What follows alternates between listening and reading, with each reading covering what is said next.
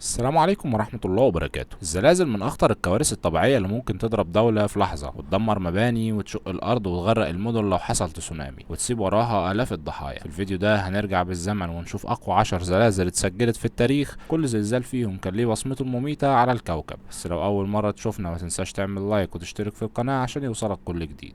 رقم 10، زلزال كوبا في اليابان 1995. في 17 يناير سنة 1995 ضرب زلزال مدينة كوبا في اليابان بقوة 6.9 على مقياس ريختر. الزلزال حصل الساعة 5 الصبح، يعني الناس نايمة والمباني كانت مش مستعدة للضربة. انهارت آلاف البيوت واحترقت أجزاء من المدينة ومات حوالي 6400 شخص واتصاب أكتر من 40,000، والخسائر المادية وصلت ل 200 مليار دولار.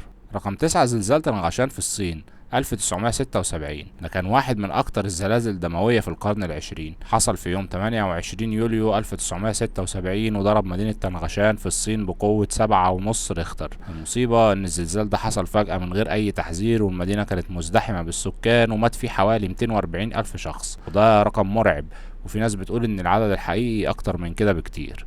رقم 8، زلزال نيبال 2015. زلزال مدمر حصل يوم 25 ابريل 2015 بقوة 7.8 ريختر. ضرب قلب نيبال ومحى آلاف المنازل والمعابد القديمة، خصوصا في العاصمة كاتماندو. عدد الضحايا وصل ل 9000، والناس فضلت تحت الأنقاض أيام، والمشكلة إن البلد فقيرة وما كانتش قادرة تتعامل مع الكارثة بسرعة.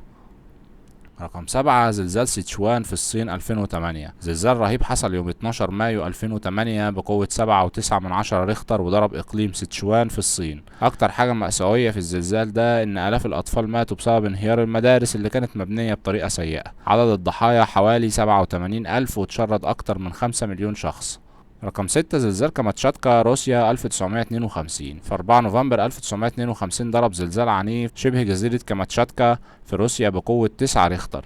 الزلزال ده حصل في البحر ونتج عنه تسونامي مدمر وصل ارتفاعه ل 15 متر، وضرب سواحل روسيا واليابان وحتى هاواي. ومفيش إحصائيات دقيقة عن عدد الضحايا، بس الخسائر كانت ضخمة جدا. رقم 5، زلزال ماولي في تشيلي في 2010. في يوم 27 فبراير 2010 زلزال عنيف بقوة 8.8 ريختر ضرب منطقة ماولي في تشيلي. الزلزال ده كان مدته حوالي 3 دقايق، وده رقم ضخم بالنسبة للزلازل. مات فيه حوالي 500 شخص واتدمرت آلاف البيوت، وحصلت تسونامي ضرب السواحل ووصلت أمواجه ل 3 متر. رقم 4، زلزال اليابان 2011. زلزال يوم 11 مارس 2011 كان واحد من أخطر الكوارث في تاريخ اليابان، قوته 9.1 ريختر، وضرب قبالة سواحل توهوكو. بعد الزلزال حصل تسونامي مرعب، الأمواج وصلت ل 40 متر ودخلت 10 كيلو متر جوه اليابسة، ودمرت مدن كاملة وغرق آلاف الناس. والكارثة الأكبر كانت انفجار محطة فوكوشيما النووية، ودي بقت أزمة تانية لوحدها. عدد الضحايا حوالي 20 ألف والخسائر بمئات المليارات. رقم 3، زلزال المحيط الهندي 2004. يوم 26 ديسمبر 2004 زلزال بقوة 9.1 ريختر ضرب تحت البحر في المحيط الهندي قرب سواحل اندونيسيا. التسونامي اللي جه بعده كان كارثة بحد ذاته. الأمواج وصلت 30 متر وغرقت مدن في اندونيسيا والهند وتايلاند وسريلانكا، ومات أكتر من 230 ألف شخص، ودي من أكتر الكوارث الطبيعية دموية في التاريخ الحديث.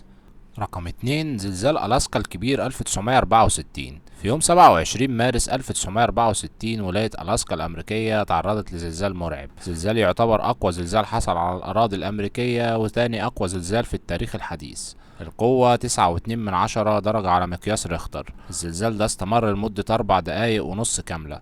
المركز بتاع الزلزال كان على بعد حوالي 120 كيلو متر من شرق أنكوراج، وده سبب ان معظم المدن الساحلية في ألاسكا اتدمرت. الدمار كان ضخم، بس المشكلة الأكبر هو التوابع: زلازل فرعية وتسونامي قاتل. التسونامي ده وصل ارتفاعه في بعض المناطق ل 67 متر. عدد الضحايا حوالي 131 شخص ماتوا، كتير منهم بسبب التسونامي اللي وصل حتى هاواي وكاليفورنيا. رقم 1، زلزال تشيلي 1960. أقوى زلزال تم تسجيله على الإطلاق في تاريخ البشرية. حصل في 22 مايو 1960 والقوة 9.5 ريختر. الزلزال ده استمر لمدة 10 دقايق تقريبا وسبب دمار مهول في تشيلي وخصوصا مدينة فيلادلفيا.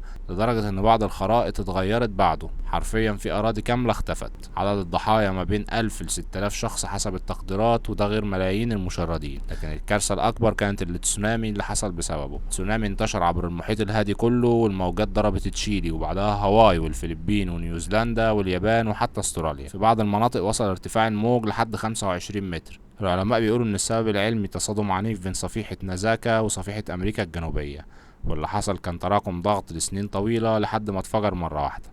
الارض هناك اتشقت فعليا واتحررت طاقة تعادل الاف القنابل النووية. زلزال تشيلي 1960 مش مجرد كارثة، ده تعريف الرعب الطبيعي، وبيفضل لحد النهاردة رمز لقوة الزلازل اللي ممكن في ثواني تقلب الكوكب. الزلازل زي ما شفنا مش بس بتدمر مباني، دي ممكن تمسح مدن من على الخريطة وتغير جغرافية الأرض وتخلق تسونامي يهدد حياة ملايين الناس. ورغم ان العلم اتطور وبقينا نقدر نتنبأ ببعض الهزات، لكن كله في علم الغيب وإرادة ربنا.